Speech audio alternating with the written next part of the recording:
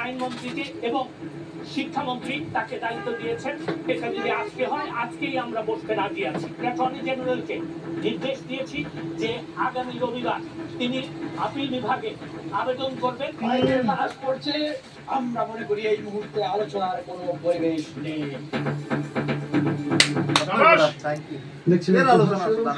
সঙ্গে আছি আমি সজল মিত্র রিচার্ড। এবার সারা দেশে বন্ধ মোবাইল, ইন্টারনেট, সামাজিক যোগাযোগ মাধ্যমে গুজব নিয়ন্ত্রণে সিদ্ধান্ত জানালেন তথ্য প্রযুক্তি প্রতিমন্ত্রী। বিতর্কিত কন্টেন্ট না সরানোয় অসন্তোষ।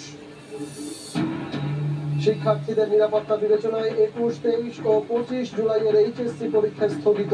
মাউসির প্রজ্ঞাপন, পরবর্তীতে জানানো হবে নতুন তারিখ। সমুদ্র সীমার অধিকার নিয়ে 75-এর পর কোনো সরকারি কাজ করেনি বললেন